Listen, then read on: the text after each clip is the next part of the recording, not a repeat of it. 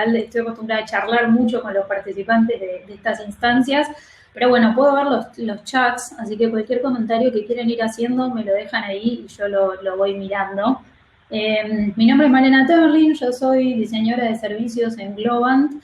Entiendo que muchos de ustedes están acá porque tienen proyectos, porque están pensando cosas, entonces la idea de esta hora que tenemos juntos es poder ayudarlos con algunas metodologías, con algunas herramientas para que justamente puedan implementar esos proyectos y llevarlos adelante.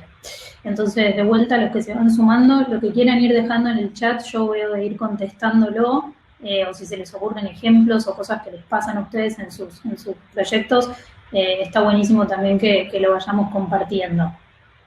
Y un poco, ¿por qué pueden estar acá, no? ¿Por qué pueden participar en un evento como este? Bueno, hay muchos de ustedes que por ahí dicen, bueno, yo tengo una idea, se me ocurrió algo. Hay muchos de ustedes que pueden decir, me interesa una tecnología nueva, hay algo que me divierte y que quiero ver cómo lo puedo usar. Encontré un problema, la verdad es que vi que hay oportunidades de mejora, hay cosas que no funcionan del todo bien y puedo mejorarlos. O simplemente quiero pensar algo nuevo, ¿no? Tengo ganas, me encanta el espacio, me gustó siempre la oportunidad de trabajar o de pensar un proyecto alrededor de esto, entonces tengo ganas de pensar algo nuevo. Y la idea es decir, bueno, responder a esta pregunta, decir, ¿y ahora qué hago, no? Tengo una idea, me interesa una tecnología, encontré un problema, quiero pensar algo nuevo, bueno, ¿qué hago? ¿Cómo resuelvo eso? Y la idea a lo largo de esta hora que tenemos juntos es empezar a decir, bueno, tengo una idea, ¿cómo podría convertirla en un proyecto? Me interesa una tecnología, ¿a quién podría servirle? Encontré un problema, ¿cómo puedo pensar distintas soluciones? Y cuando quiero pensar algo nuevo, bueno, ¿dónde tengo el potencial de dónde podría generar más impacto, no? Entonces, ahí primero desmitificar un poco el rol del diseñador, y ahí a mí me gusta mucho esta frase de Bruno Munari, que es un referente histórico del diseño, ahí por el año 1900, donde él definía y decía que un diseñador es un planificador, ¿no? Es alguien que se propone un objetivo y planifica cómo llegar hacia ese lugar. Y la verdad es que no hacemos solamente cosas lindas. Yo venía de una sesión anterior donde contaban un poco sobre la carrera de diseño que está en San Andrés, donde están trabajando perspectivas y demás, y es empezar a encontrar que el rol del diseñador no es solamente hacer cosas bonitas o hacer cosas más lindas, sino justamente resolver problemas, ¿no? Y me gusta mucho esta frase de John Maeda, que es exdirector de la Rhode Island School of Design, donde él dice, bueno, para hacer preguntas por ahí está el arte, pero el diseño lo que busca es efectivamente solucionar problemas. Y si todos estamos acá, les interesa un evento como este, es porque les interesa resolver problemas y eso lo compartimos un poco entre todos. ¿Y cómo es resolver problemas? Bueno, los procesos de resolución de problemas son bastante parecidos a esto, ¿no? Arrancan como una cosa bastante confusa, enmarañada, no se entiende bien qué es qué y por dónde lo voy a atacar, y a medida que uno lo va trabajando, si lo hace con una metodología correcta, la verdad es que es algo que se va ordenando y termina siendo esa línea clara donde uno dice, bueno, tengo una dirección, tengo claro hacia dónde quiero ir y cómo voy a llegar. Y ahí a mí me gusta mucho y los diseñadores usamos mucho una metodología que la Universidad de Stanford la dio a conocer y la ordenó y la enseña de una manera muy interesante, que es lo que se llama Design Thinking, ¿no? Que por ahí muchos de ustedes escucharon hablar, y es justamente empezar a hablar del pensamiento de diseño, y este pensamiento de diseño lo pueden implementar todos, no solamente los diseñadores, sino es adquirir esta mentalidad proyectual, ¿no? Entender que por ahí para hacer un proceso y para ir desenmarañando eso que veíamos al principio, hay una primera instancia para empatizar con el problema, con los usuarios, con las personas, definir un problema y tener claro cuál es mi desafío y sobre qué voy a trabajar, idear distintas soluciones, tener una instancia de prototipado para encontrar errores, para encontrar mejoras, y después una instancia de evaluación e implementación, ¿no? Entonces, uno dice, bueno, sí, pero tenemos un montón de metodologías de diseño, los diseñadores ya están como involucrados en un montón de instancias, y sin embargo siguen pasando cosas como esta, ¿no? Una compañía enorme como Apple, donde la inversión en diseño es muchísima, propone y genera y produce y llega a los usuarios con un mouse como este, que cuando uno necesita cargarlo no lo puede usar porque hay que enchufarlo justamente desde abajo, entonces es imposible usarlo en simultáneo, ¿no? O cuando aparecen cosas como esta, el USB, ¿quién me va a decir que no le pasó esto de meterlo de un lado, meterlo del otro? Y bueno, la tercera era la vencida, en algún momento uno logra conectar el USB. Pero después, por otro lado, hay también cosas como esta, ¿no? La navaja suiza, que lleva años y es una trayectoria enorme, nuestros abuelos todavía la usaban, y es un clásico, se sigue mejorando, se sigue fabricando, y funciona increíble, ¿no? Entonces, la pregunta es, bueno, ¿cómo se logran? ¿Cómo logramos más navajas suizas que funcione bien? ¿Y cómo hacemos eso con cualquier proyecto que nos propongamos? Ya sea diseñar un mouse o ya sea pensar en un satélite que va a estar en una órbita determinada. El proceso y el pensamiento de diseño justamente aplica a todo tipo de proyectos y nosotros en Globant los trabajamos justamente para muchísimos proyectos muy distintos. Entonces la idea es compartir un poco con ustedes esa metodología. Entonces, poniendo como ejemplo que yo quisiera trasladarme de un lugar a otro, ¿no? Estoy en un punto A y quiero trasladarme a un punto B, yo tengo distintas formas de resolver eso, ¿no? Yo quiero trasladarme, entonces quiero generar una solución, y yo como punto de partida puedo decir, bueno, voy a tener 4 ruedas, las voy a unir con un eje, le voy a poner un chasis, le voy a agregar ventanas, le voy a poner las luces, y como resultado final, después de 2 años de trabajo, voy a tener un auto, ¿no? Y esta es una forma, y por ahí es la forma en la que de manera tradicional se venían haciendo proyectos y se venían generando soluciones, y es algo bastante parecido a esto, ¿no? Uno tiene un punto de partida, tiene un resultado final, si ese círculo blanco es como la medalla, sería como la mejor solución, uno a través de un proceso tradicional llega a un resultado que por ahí no es exactamente el esperado, pero se acerca y efectivamente resuelve el problema. Y después hay otra forma, que es en la que de alguna forma empezamos a trabajar hace ya varios años, que es decir, bueno, si mi objetivo original no es que era tener un auto, sino que mi objetivo era trasladarme de un lugar a otro, yo como punto de partida puedo empezar con unos rollers, después puedo tener un monopatín, después puedo tener una bicicleta, un scooter, y finalmente llegar a un auto, que es el resultado final. Y seguramente en todo este proceso incremental de ir avanzando y de ir mejorando cada una de esas soluciones, voy a ir teniendo muchísimo aprendizaje. Primero que me voy a trasladar desde el minuto cero, desde los rollers, yo ya estoy mejor que caminando, y voy a llegar a un lugar muy interesante que es el auto. Y esta forma de trabajo es lo que llamamos proceso ágil, ¿no? ¿Y de qué se trata? Se trata justamente de tener un punto de partida, un resultado final, y que el camino, ese recorrido, en vez de ser lineal y directo, ¿no? De ir de un punto a otro, es un camino un poquito más sinuoso, donde yo voy teniendo como pequeños resultados en el medio que van resolviendo, que algunos se acercan y otros se alejan un poco más del resultado final, pero que me van acomodando y me van acercando a un lugar muchísimo más cercano y mucho más certero de ese resultado final. Entonces, un poco lo que vamos a estar viendo ahora son distintas metodologías, distintas formas y algunas como herramientas muy concretas que ustedes pueden implementar en estos proyectos o en otros proyectos que se propongan para no tener que esperar 2 años a tener el primer auto, sino ir teniendo estas soluciones intermedias que nos permitan ir generando resultados y ir aprovechando ese proceso de trabajo. Y ahí a mí me parece interesante, IDEO, que es una compañía que trabaja mucho en diseño estratégico, tiene este gráfico, ¿no? Que es de alguna manera la innovación tiene que estar en la intersección de estos 3 círculos, ¿no? Lo que es viable, lo que es factible y lo que es deseable. ¿Y qué es lo viable? Viable es, bueno, esto se puede monetizar, puede tener algún tipo de flujo de ingresos para poder continuar. ¿Podemos construirlo? ¿Cómo es esa solución puntualmente dicha? ¿Las personas lo quieren? ¿Es algo deseable? ¿Responde efectivamente a un problema?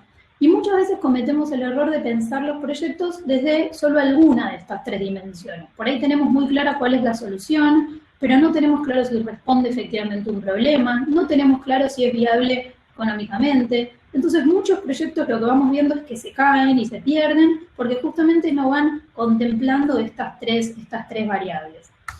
Entonces, yendo ya concretamente a un proceso ordenado, metódico, alejándonos de este concepto del diseño como una cuestión artística, como una cuestión de pura creatividad, de que se me ocurrió una idea y la implementé, sino justamente un proceso de trabajo muy ordenado y que requiere de mucho esfuerzo, aparece esto que es el doble diamante, ¿no? Que habla de una primera etapa donde se habla mucho del problema y una segunda etapa donde se plantea justamente la solución. Y este doble diamante, ¿por qué tiene esta forma? Porque tiene etapas que son divergentes, por ejemplo, la etapa de descubrimiento, donde uno es algo así como que abre la caja de Pandora y de pronto se le vienen un montón de temas en simultáneo que lo que necesita es explorarlos, conocerlos, empaparse, para justamente después definir y converger, ¿sí?, en un desafío concreto y decir, bueno, de todo esto que yo vi, sobre qué efectivamente me quiero quedar y me quiero enfocar para trabajar. Y una vez que definí ese desafío, definí esa cuestión puntual en la que voy a trabajar, de vuelta dentro de una instancia divergente donde creo muchas soluciones, y justamente para fomentar la creatividad y las mejores soluciones nunca son la primera o la segunda que se nos ocurren, sino que hay que seguir buscando. Desarrollamos una amplia variedad de posibles soluciones y después volvemos a converger en, bueno, ¿cómo esto lo voy a entregar? ¿Qué de todo esto me sirve? ¿Cómo llego a la mejor solución?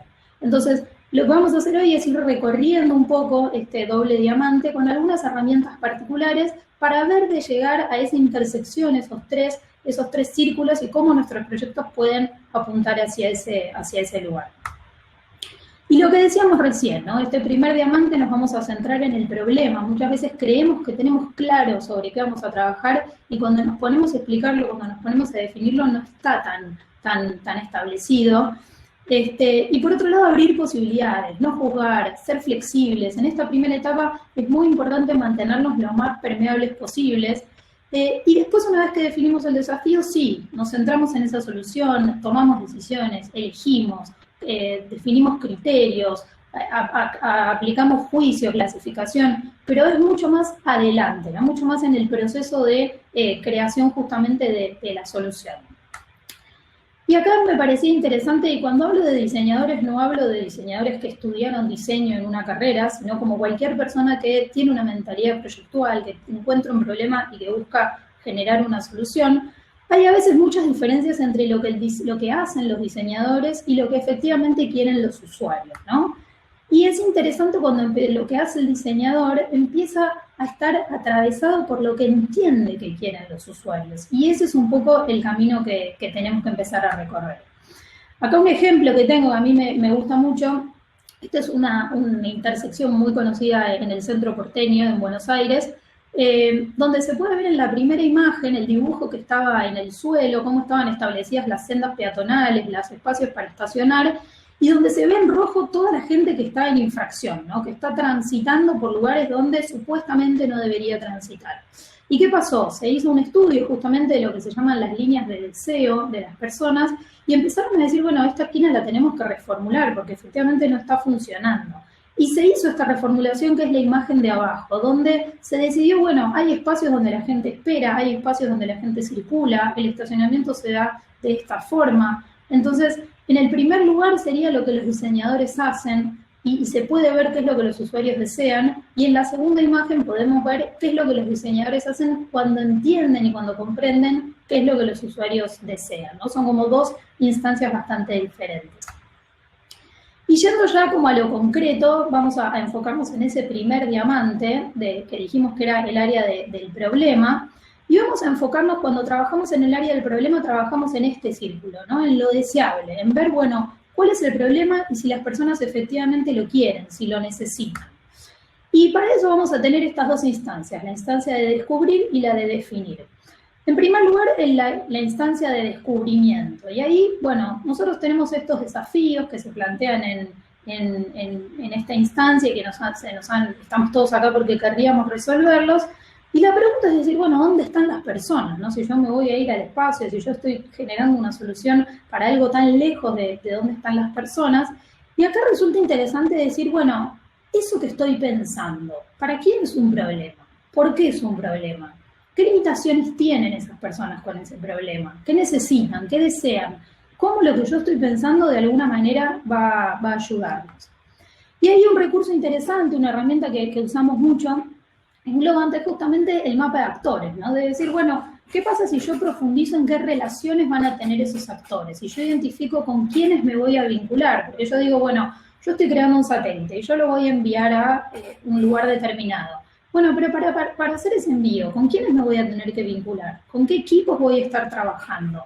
Una vez que el satélite esté en órbita, ¿a quién le va a entregar algún valor? ¿Quién lo va a utilizar? ¿Cómo? ¿Cómo me voy a vincular yo con esa persona, con esa organización, con esa empresa, con ese gobierno? Y lo que permite el mapa de actores es justamente identificar y decir, bueno, en el centro yo pongo mi proyecto, pongo mi problema y empiezo a mapear cuáles son estos actores, estas organizaciones que se van a vincular conmigo. Y los pongo más cerca cuando son como muy centrales y con quienes yo tengo que trabajar sí o sí, y los voy poniendo más en la periferia en la medida de que son contactos opcionales, ¿no? En la medida que podría mi proyecto funcionar sin ellos o que son de un segundo o un tercer grado. ¿Y cómo es que lo podemos hacer? Bueno, primero tendríamos que repasar justamente qué temáticas voy a desarrollar dentro de mi proyecto. El satélite, aquello que voy a resolver, ¿trabaja en una industria particular? Bueno, por ahí tengo que entender mucho esa industria. Mi solución apunta a un público muy específico, bueno, seguramente tengo que entender mucho sobre ese público. Con eso voy a identificar estos principales actores, que se van a ver afectados por esta nueva solución que yo voy a proponer. Voy a mapear de acuerdo al nivel de importancia estos círculos que conversábamos recién y vamos a conversar con ellos para comprender qué necesitan, qué aspiran, qué limitaciones tienen. Vamos a tomar contacto directo, no solamente lo que creemos que sabemos, sino efectivamente qué es lo que podemos saber a través del contacto directo. Y después, ¿qué otra instancia tenemos? Bueno, una vez que más o menos hicimos un mapeo, que hicimos un primer descubrimiento, dijimos que tenemos que pasar a la etapa de definición, ¿no? Y tenemos que salir de la investigación pura y empezar a decidir sobre qué vamos a trabajar. Y ahí resulta muy interesante el complementario, algo que cada vez se está utilizando más, es esta complementariedad entre la información cuantitativa y la información cualitativa. Venimos de muchos años donde como sociedad nos hemos fascinado con lo llamado Big Data y hemos dicho, listo, Big Data viene a resolver todos los problemas, ahí están todas las soluciones. Y la verdad es que lo que se fue viendo es que la información cuantitativa sin duda es muy relevante, nos da información muy amplia, muy representativa, podemos sacar conclusiones muy interesantes, pero esa data dura lo que nos dice es, ok, ¿qué es lo que está sucediendo? Esa data nos permite definir perfiles. Y justamente necesitamos salir, una vez que sabemos qué es lo que está sucediendo, cómo es el fenómeno, necesitamos entender por qué está sucediendo, porque para resolverlo no alcanza solo con saber qué ocurre, sino que tenemos que entender las causas. Entonces, con información blanda, con información cualitativa, es que vamos a responder por qué sucede. Y ahí vamos a empezar a ver algunos patrones, algunos procesos que nos pueden ser muy útiles para ayornar y para definir nuestros proyectos. ¿Y qué es lo que hacemos cuando trabajamos en información cuantitativa? Bueno, salimos a buscar datos disponibles, generamos preguntas que puedan responder el problema que estamos trabajando, cruzamos información, tratamos de ver patrones nuevos, algunas relaciones que por ahí no fueron exploradas, y con eso definimos perfiles, ¿no? Decimos, bueno, estos perfiles son representativos de justamente con quiénes yo voy a trabajar y para quiénes voy a poder crear esta solución. Y después nos embarcamos en lo que es complementar esto con información cualitativa, ¿no? ¿Y de qué manera lo podemos saber? Bueno, la verdad es que en principio ahí existen estas tres. Uno puede ser usuario y experimentar la misma situación. Digo, si nosotros vamos a querer, no sé, entregarle información georreferenciada de cierta cuestión, bueno, ¿qué pasaría si nos involucramos en la búsqueda de esa información? Y vamos identificando cuáles son todos los problemas que encontramos para acceder. Seguramente a través de ser usuarios vamos a poder ver cada uno de esos problemas. Hay un diseñador muy conocido que cuando tuvo que diseñar una clínica, lo que hizo primero fue sin decirle a nadie, se lastimó y fue a hacer una internación y atravesó todo el proceso, desde la admisión, la internación y el egreso, y fue anotando como si fuera un diario todos los problemas y todas las sensaciones que tenía, y él decía, yo nunca podría haber rediseñado la clínica si no hubiera experimentado la situación de los pacientes, ¿no? Otra opción es observar, y es algo un poquito más alejado, es decir, bueno, me siento y lo miro, ¿no? Identifico qué necesidades, qué formas de resolución existen, cómo resuelven hoy esas personas para las que yo voy a estar creando una solución. Y en un tercer lugar están las entrevistas, es decir, directamente y conversar para escuchar algunas de esas necesidades y poder sacar información valiosa.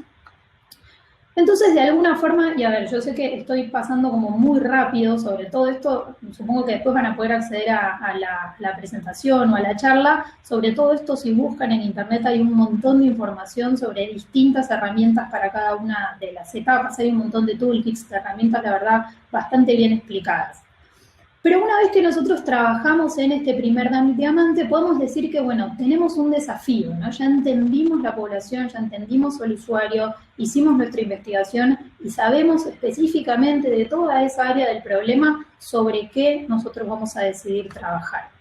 Y ahí, una vez que ya definimos nuestro desafío, nos podemos embarcar en esta segunda etapa, ¿sí? En esta instancia del área de la solución. Y vamos a empezar de vuelta, divergente para poder desarrollar distintas soluciones y después convergente para ver cómo eso lo podemos entregar.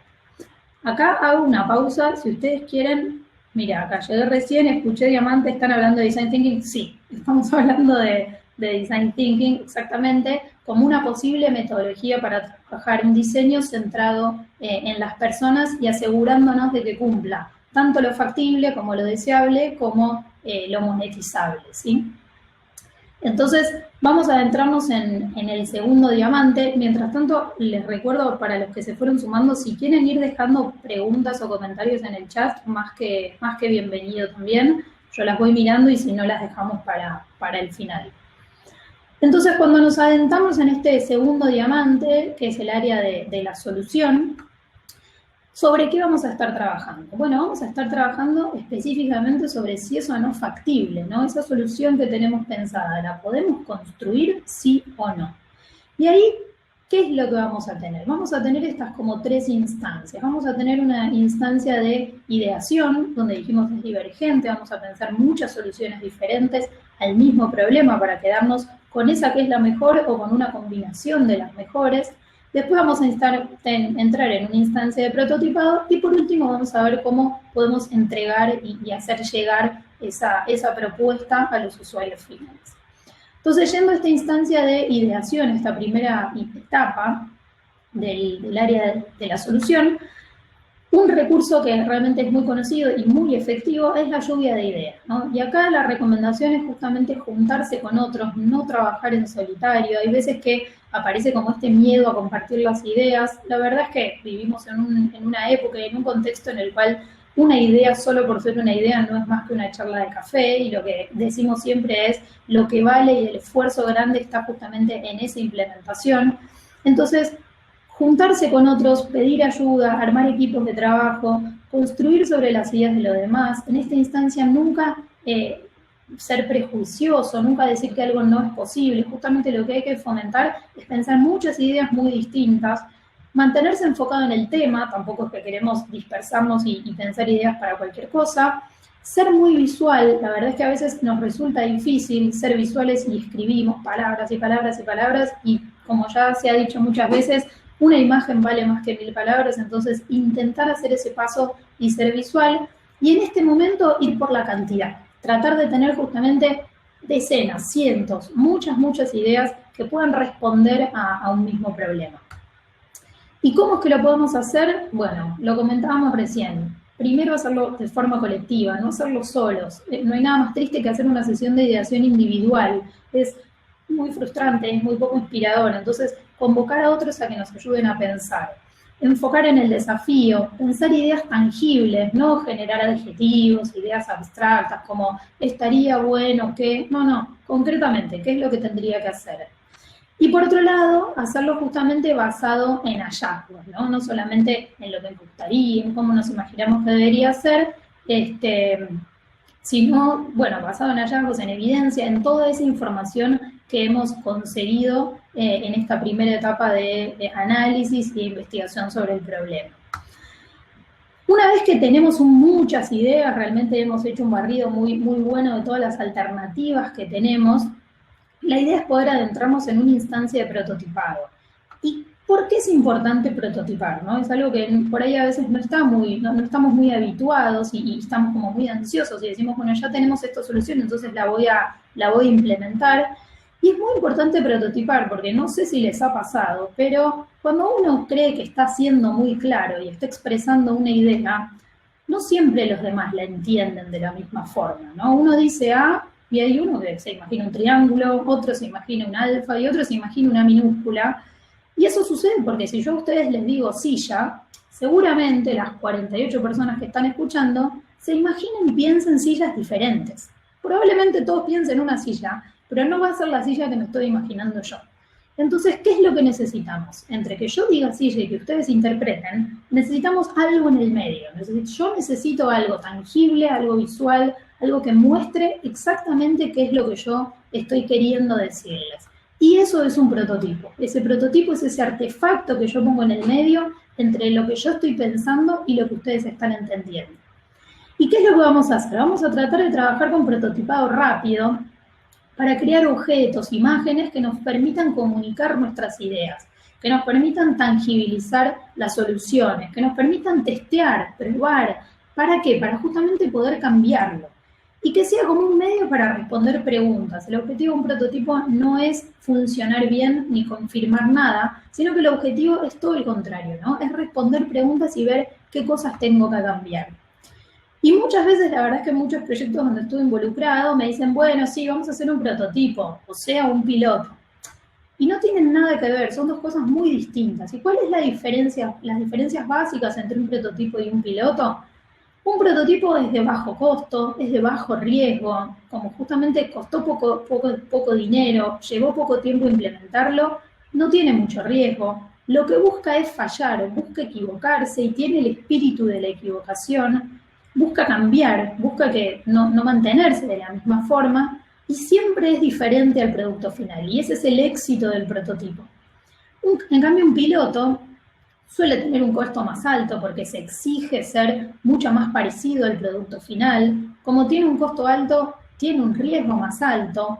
Busca ser exitoso. No hay nadie que haga un piloto con el objetivo de equivocarse. Los pilotos, en general, todos tenemos miedo de decir hice un piloto y me salió mal. En cambio, decir hice un prototipo y me salió mal es como parte del proceso de trabajo. Y un piloto intenta mantenerse, es como que se mantiene ahí durito diciendo, no, yo voy a funcionar bien, voy a funcionar bien. Y lo que termina intentando es de convencer a los usuarios, de convencernos a nosotros de que no es necesario hacer cambios. Y eso es un problemón, porque es algo que en realidad lo que estamos haciendo ahí, aunque no nos demos cuenta, es postergar el problema. Porque si algo no funciona, si algo no performa como nos imaginamos, es mucho mejor enterarnos antes, cuando invertimos poco, cuando asumimos poco riesgo, que todavía estamos a tiempo de cambiarlo. Que si ya generamos un piloto, hicimos una serie baja y generamos muchísima inversión. Entonces, en esta etapa justamente vamos por los prototipos y los pilotos los dejamos para mucho más adelante cuando tengamos mayores certezas. ¿Y cuál es el objetivo de los prototipos? Justamente empezar a tener este ciclo, ¿no? De construir para pensar, de pensar para construir y de volver a repensar. Y este es el proceso donde vamos iterando, donde vamos cambiando, donde vamos mejorando nuestras propuestas de solución. Y acá algunos ejemplos, ¿no? De cómo se puede prototipar, y la verdad es que a mí me resultaba difícil porque yo no sé bien en qué proyectos están trabajando ustedes y cada tipo de proyecto se prototipa de una manera diferente, pero algunos ejemplos que hemos usado y que se usan mucho en la industria son, por ejemplo, una puesta en escena. Y ustedes van a decir, no, pero esos chicos están jugando, no están haciendo un proyecto en serio. No, esos chicos lo que hicieron justamente fue decir, bueno, ¿qué es lo que yo quiero probar? ¿Qué es lo que quiero conversar con la gente? ¿Qué información necesito? Bueno, entonces voy a hacer un prototipo que responda a eso. Entonces, por ejemplo, una puesta en escena, un role-playing, con los instrumentos que uno tenga para ver cómo pueden funcionar. En Globant trabajamos hace un tiempo un proyecto muy grande, por ejemplo, con YPF, donde era todo el trabajo vinculado a uso de tecnología, y generamos mucho de estos para ver cómo el playero se vinculaba con los clientes, cómo era, si había una aplicación, si había una tarjeta, y la dimensión espacial la probamos mucho con prototipos como este, ¿no? Prototipos en cartón, impresos 3D, realmente con muy bajo costo. Otro ejemplo de prototipo es un storyboard, es decir, bueno, ¿cómo es el paso a paso, ¿no? Porque yo digo, bueno, tengo un producto y le llega al usuario y el usuario lo usa. Bueno, no, pero hay un paso a paso, lo que llamamos en diseño de servicios, hay un journey, un viaje del cliente, que implica distintas instancias, que implica momentos muy importantes donde tenemos que saber cómo funcionan. Entonces, hacer un storyboard nos permite, al igual que como cuando se filma una película, tener en claro exactamente qué es lo que imaginamos o deseamos que suceda en cada momento. Y en el mundo digital se usan muchos estos prototipos de muy baja fidelidad, ¿no? Antes de meter ningún tipo de esfuerzo en desarrollo, se utilizan este tipo de prototipos para decir, bueno, más o menos la información cómo se va a distribuir, dónde tengo un botón, dónde tengo un título, todo esto cómo lo voy a ordenar, cómo van a ser las pantallas. Y esto no se necesita ni de una hora de un desarrollador para poder llevarlo adelante. Y como tercera instancia de esta cuestión de la ideación, del prototipado, viene la etapa de entrega, ¿no? De decir, bueno, ¿cómo yo hago que esto que trabajé le llegue efectivamente a los usuarios? Y ahí nos involucramos en este tercer círculo, ¿no? Este tercer círculo de qué es viable, cómo lo puedo monetizar, cómo es el flujo de ingresos, porque si lamentablemente si yo genero una solución que es muy interesante, que responde a un problema que está buenísimo, pero no le encuentro la vuelta de cómo eso genera ingresos, de cómo eso es monetizable, lamentablemente el proyecto no va a poder funcionar. Y ahí, en el mundo de los negocios, también hubo un cambio muy grande en cómo se trabajaban los planes de negocios antes y cómo se pensaba con todo este mundo del emprendimiento, las empresas de tecnología que van muchísimo más rápida, que generan procesos de aprendizaje muy veloces. Apareció Eric Rice, que lo que hizo fue crear el método Lean Startup. Y este es un libro que recomiendo mucho, donde justamente va entregando muchas herramientas y muchos procesos de trabajo que lo han usado y lo siguen usando muchos emprendedores para llevar adelante sus negocios. ¿Y qué es lo más distinto, el gran diferencial de esta nueva forma de pensar en los negocios? Antes teníamos un modelo de negocio tradicional donde se hacía un plan de negocio, se hacía un resumen ejecutivo, yo hacía una investigación muy profunda, eran planes de negocio que tenían cientos de páginas y que llevaban meses empezar a escribirlos y desarrollarlos, y que hasta que yo no tenía eso escrito no podía salir a buscar una inversión, no podía poner un peso en nadie, iba a poner un peso en eso que yo estaba queriendo trabajar. Y lo que ocurría es que se dedicaba muchísimo tiempo a crear ese modelo, ese plan de negocio, que para lo que es la situación hoy en día, si yo me paso 6 meses redactando un plan de negocio, lo más probable es que cuando lo termine de escribir, la primera página ya quedó antigua. Entonces, porque ¿qué pasa? Vivimos en un mundo con una velocidad mucho más alta, donde la tecnología avanza, donde la sociedad cambia muchísimo, donde los problemas cambian. Imagínense la situación en la que estamos, de pandemia que estamos viviendo ahora, si hace un año nos hubiéramos imaginado que esto iba a ocurrir y el mundo es completamente distinto. Entonces se armó lo que se llama el modelo de negocio Canvas. Canvas es este lienzo sobre el cual se trabaja, y justamente es empezar a abordar mi modelo de negocio en una sola hoja, ¿no? Y es decir, bueno, es esta especie de cuadro donde yo voy respondiendo, y este modelo de negocio no se mantiene rígido, no se mantiene permanente, sino que casi que lo voy haciendo con post-its y lo voy cambiando a medida que va pasando el tiempo. Y tiene como estas grandes dimensiones, ¿no? Tiene una instancia donde yo digo, bueno, esta es mi propuesta de valor, que acá figura como el regalo, ¿no? Eso que le voy a entregar al usuario final. Estos son los segmentos de clientes. Yo tengo caracterizado cuáles son mis clientes, porque justamente hice este proceso de investigación, tanto cualitativo como cuantitativo, entonces conozco en profundidad cómo son mis clientes. Tengo estos socios clave, porque hice mi mapa de actores y conozco quiénes son aquellas organizaciones, aquellas personas con las cuales me tengo que vincular. Tengo claro cuáles son mis actividades clave, o sea, cuál es el día a día de lo que yo voy a tener que hacer justamente para entregar esta propuesta de valor a mis socios clave. Voy a definir cómo es mi relación con los clientes, de qué manera me voy a vincular, de qué forma. Y tengo claro toda la parte de abajo, que es esto último que estamos pensando, que es cuál es mi esquema y cuál es mi modelo de sostenibilidad, ¿no? ¿Cuál es mi fuente de ingreso? ¿Cómo es mi estructura de costos? ¿Qué recursos tengo como claves? ¿Qué canales voy a usar para vincularme con mis clientes? Entonces, este modelo de negocio, este modelo Canvas, lo que permite es ir cambiándolo. Y seguramente lo que va a ocurrir es que yo defina una propuesta de valor, que yo defina un determinado segmento, que eso me condiciona un tipo de relación, me condiciona un determinado canal, y de alguna manera son temas que uno va trabajando, y en la medida que uno identifica un nuevo segmento, automáticamente se da cuenta, bueno, pero por ahí tengo que pensar un nuevo canal. No sé, si una cosa es si mi público son adolescentes entre 14 y 20 años. Bueno, me va a determinar determinados canales. Ahora, si yo voy a trabajar con gente de más de 60 años, y por ahí tengo que pensar en canales distintos. La propuesta de valor, ¿cómo se la hago llegar? Bueno, de una manera o de otra. Y si empezamos a ver cómo las compañías se comportan, vamos a empezar a ver muy claro esto y a decir, bueno, uno cuando empieza a estar más canchero empieza a ver que dice, esta compañía se está yendo para este lado. ¿Y por qué? Porque le cambió la imagen, porque ahora se comunica a través de WhatsApp y no lo hace más a través del teléfono, porque ofrece soluciones que solamente se pueden pagar por medios digitales. Bueno, empezás a ver cómo la propuesta de valor no es una cuestión homogénea y maciza, sino que está de alguna manera permeada y está muy, muy atravesada por todas estas cuestiones, ¿no? Por quiénes son los clientes, por quiénes son estos socios clave, y cómo es esa relación y cómo es que queremos vincularlos.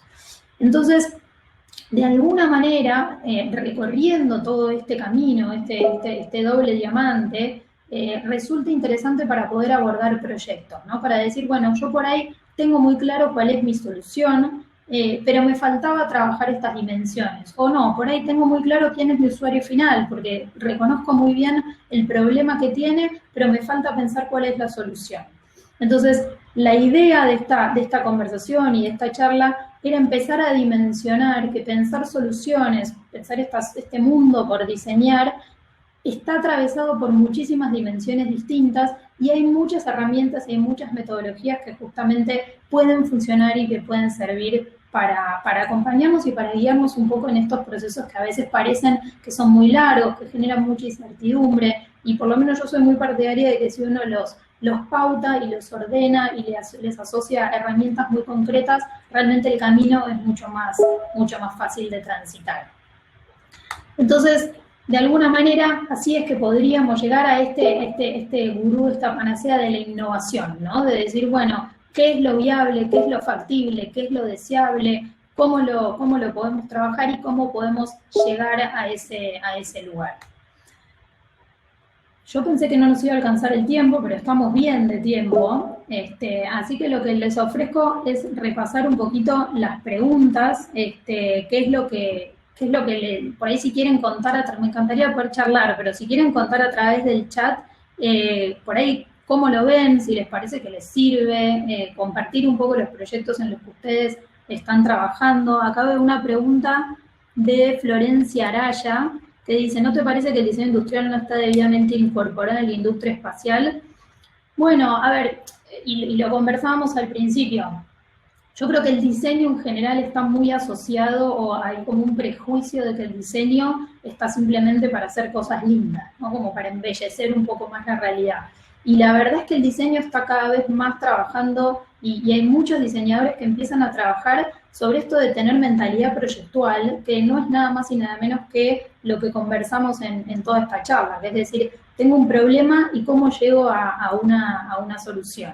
Entonces, de alguna manera, creo que los diseñadores en general estamos migrando y estamos yendo cada vez más hacia estos rumbos donde podemos tomar decisiones estratégicas, donde podemos tener una mirada más macro de cuál es el problema y hacia dónde podemos ir. Entonces, sí, creo que en general, en todas las industrias se están dando cuenta de a poco que los diseñadores somos muy útiles, y sobre todo que no los diseñadores en realidad, les digo, que el pensamiento de diseño es muy útil. Y yo trabajo con personas que no estudiaron diseño, que son economistas, que son politólogos, sociólogos, ingenieros, pero que adquieren esta mentalidad y este pensamiento de diseño y que funciona súper bien. Entonces, el diseño como una práctica mucho más interdisciplinaria y no que se estudie específicamente en una carrera o en una facultad. Para mis proyectos personales lo podré aplicar. Sí, yo creo que estas metodologías realmente sirven para todo tipo de proyectos. ¿Cuándo vale la pena hacer uso de estrategias como design fiction? Bueno, a ver, sí, hay un montón de estrategias distintas, hay muchas metodologías, por eso les decía que está bueno que busquen, que googleen, que hay muchísima información. Hoy en día, y lo escuchaba en una charla anterior, eh, en una charla anterior, que era justamente que hoy en día no es una opción el estar permanentemente actualizándose, ¿no? Como que de alguna forma necesitamos todo el tiempo estar encontrando cosas nuevas y por suerte hay mucha gente pensando en estos temas en simultáneo y hoy en día el conocimiento se comparte. Entonces, creo que todos tenemos responsabilidad de consumir el conocimiento que generan los demás y de compartir todo el conocimiento que tenemos nosotros. Totalmente, porque el imaginativo humano nunca se va a poder automatizar. No sé, no diría nunca, la tecnología la verdad es que nos sorprende muchísimo, pero sí, creo que hay una componente de análisis y de sobre todo trabajar esta interdisciplina. Creo que la práctica es cada vez más interdisciplinaria y es muy interesante de esa manera. Ahí Laura dice, si el pensamiento de diseño no necesita estudiarse, ¿para qué sirve el diseño? No, yo lo que dije es, el pensamiento de diseño sí necesita estudiarse, como cualquier disciplina. Lo que yo dije es que se desasocia un poco de lo que tradicionalmente concebimos como diseñador, ¿no? Lo que tradicionalmente yo estudié diseño industrial en la FADU y a mí supuestamente me enseñaron a hacer productos de proceso industrial y al lado mío había un diseñador gráfico que lo estaban enseñando a diseñar en 2 dimensiones y yo era la dueña de las 3 dimensiones y el arquitecto era el que diseñaba espacios. Y yo creo que todas esas disciplinas de alguna forma tienen un denominador en común que yo lo llamo pensamiento proyectual, ¿no? Que puede ser este pensamiento de diseño y que este pensamiento de diseño empieza a atravesar todas las disciplinas. Y ahí es donde yo decía, empezamos a tener economistas que tienen pensamiento de diseño, empezamos a tener sociólogos que tienen pensamiento de diseño y empiezan a haber disciplinas, por ejemplo, no sé, en el mundo del UX, del diseño de experiencias, empieza a haber antropólogos diseñando y analizando experiencias. Si uno hubiera dicho, cuando yo estudié hace 15 años, ¿cómo me puedo vincular yo con un antropólogo? El antropólogo está estudiando el origen de la humanidad. Y la verdad es que hoy los desafíos son tan grandes y son tan interdisciplinarios que yo necesito mucho de un antropólogo, porque todo lo que les acabo de contar es difícil que yo lo pueda hacer individualmente. Necesito la profundidad, porque un antropólogo haciendo entrevistas identifica y es permeable y se da cuenta de muchísimas más cosas de las que probablemente me dé cuenta yo sola.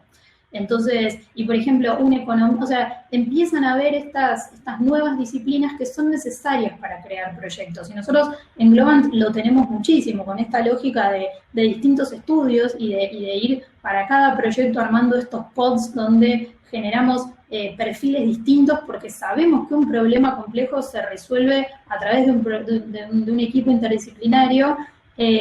Lo que termina pasando es que la formación original que uno tuvo por ahí no lo preparó del todo para eso que hoy tenemos que hacer. Entonces necesitamos apoyarnos en los demás.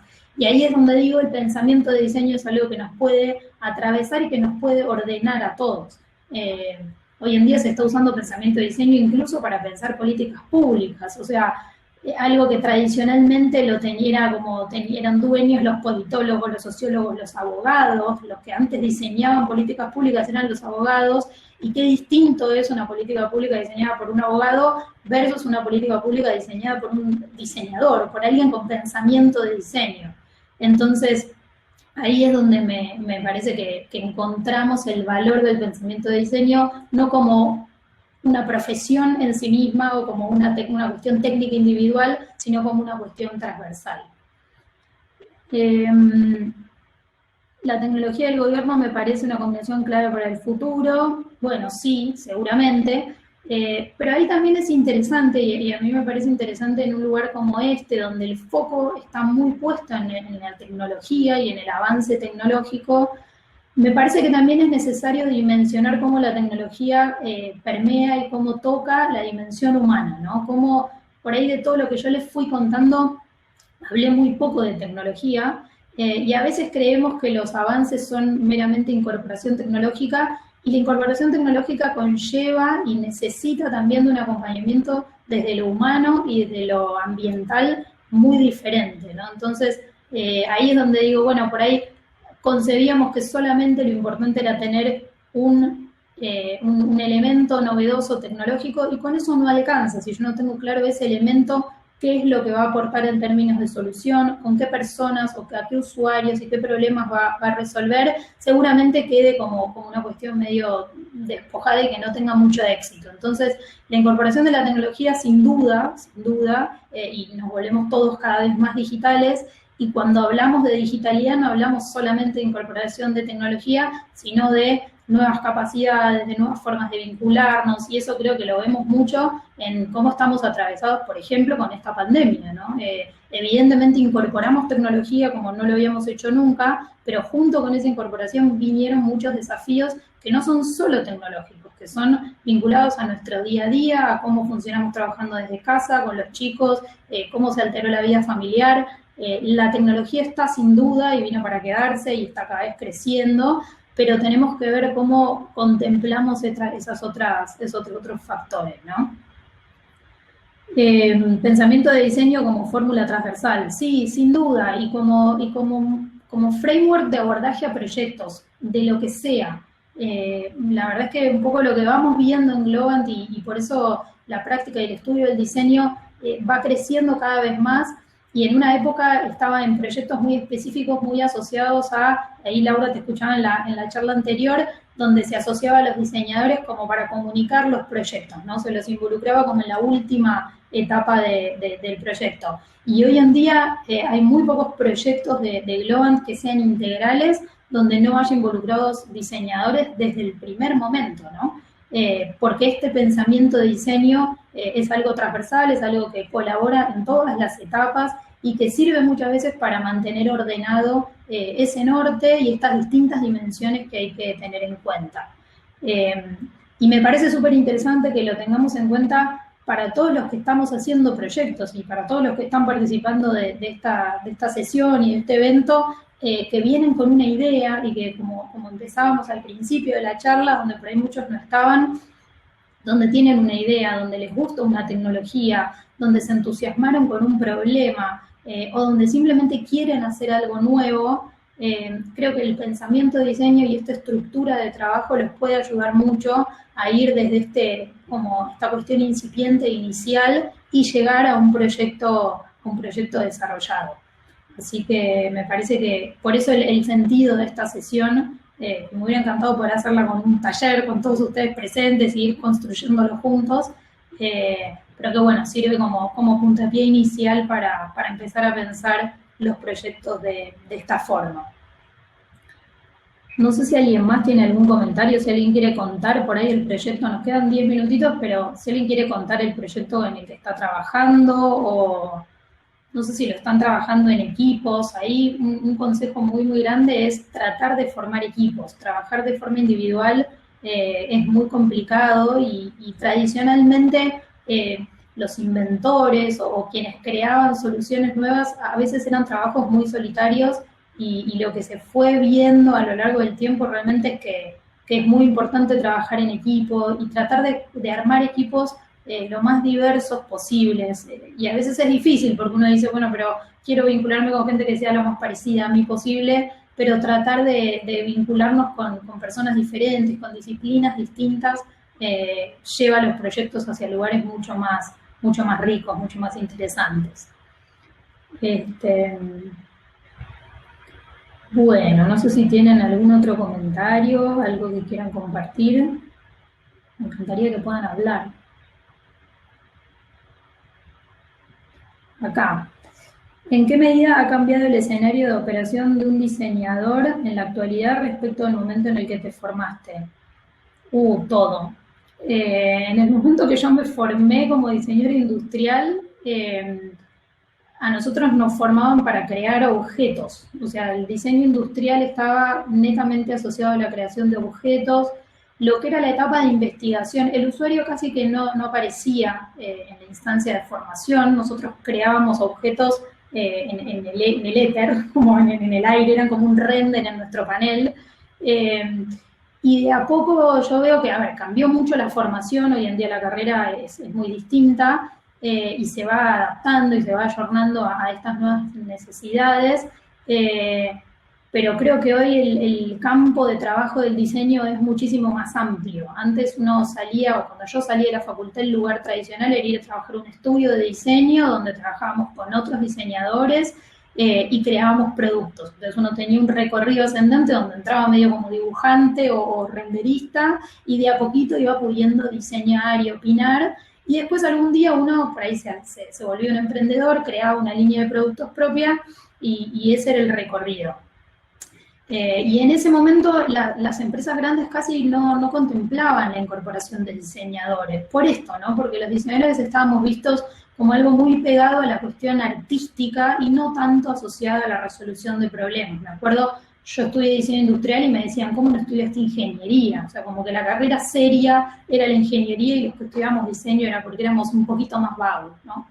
Y hoy en día veo realmente todo lo contrario, lo he visto cambiar, el mundo también cada vez se va desmaterializando más, entonces la creación de objetos y de productos va corriéndose un poco del lugar y hoy en día diseñamos experiencias presenciales, digitales, productos digitales, el mundo se volvió más etéreo, entonces los diseñadores empezamos a diseñar cosas muy distintas, ¿no? Hoy en día se diseñan, como decía recién, se diseñan políticas públicas, se diseñan programas de formación, se diseñan productos digitales y casi no podemos decir que estamos rodeados de algo que no esté diseñado y eso antes no estaba tan percibido. Entonces creo que hoy eso está mucho más sobre la mesa y por eso el escenario de operación de un diseñador es muchísimo, muchísimo más amplio.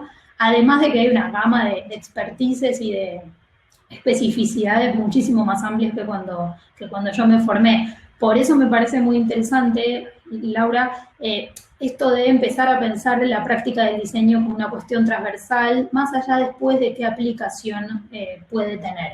Y ahí es donde digo, todos los que estamos en este lugar y que nos interesa crear soluciones para el espacio, porque nos gusta la tecnología, porque nos venía una sesión anterior donde uno de los ponentes decía, a mí el espacio me fascina desde que soy chiquito y ahora tengo la suerte de poder trabajar en esta aventura, porque a mí crear objetos que los mando hacia un lugar donde es como el más allá, me sigue fascinando. Y hay algo de diseñador ahí, y por ahí él estudió ingeniería y él se especializó en estos temas muy específicos, pero sin duda hay atrás de eso una práctica proyectual y hay un pensamiento de diseño. A ver, Nato Ortiz, hola Male, lo que has dicho quedó claro que has trabajado con mucha gente de diferentes profesiones, pero ¿crees que sea posible reciclarse para un profesional de una rama tipo marketing o de comunicaciones, entrar a competir en una empresa como Globant que es tan digital? Sí, sin duda, sin duda. Me parece que justamente la aplicación es lo que uno más fácil puede cambiar.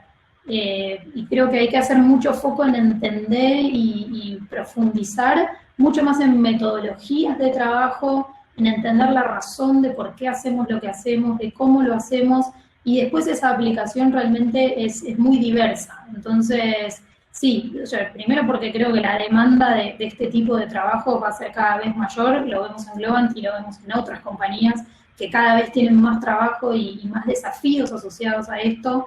Hoy justamente hablaba con una persona que me decía, bueno, pero hay crisis económica y hay poco trabajo, y yo le decía, bueno, para empresas como la nuestra hay cada vez más trabajo, porque ¿qué pasa? Porque lo que es transformación digital, lo que es encontrar soluciones asociadas a, no sé, procesos de información, es cada vez más necesario. Entonces, yo creo y yo veo que hay muchos perfiles que venían por ahí de una escuela más tradicional y que van migrando y que van viniendo hacia este lugar. Y la verdad es que son súper bien recibidos porque son muy necesarios, ¿no? Porque ya no es más que una empresa como Globant está solo compuesta por desarrolladores, que por ahí fue en un inicio, tuvo esas características.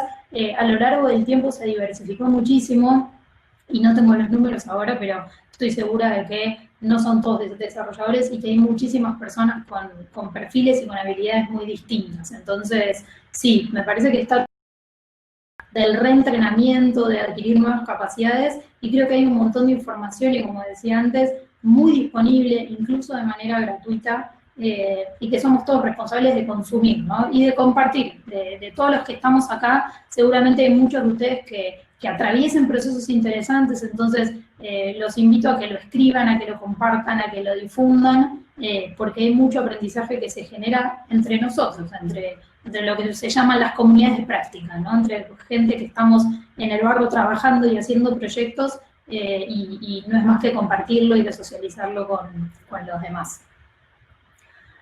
Bueno, ya estamos llegando a tiempo. Yo ahí dejo mi mail por si hay alguna consulta o si les puedo ayudar de alguna otra forma en sus proyectos, en eso que están pensando. Me parece que es súper interesante. Muchísimas gracias por haberse sumado, por haber participado. La verdad es que iniciativas como estas son buenísimas, lo hablaban al inicio.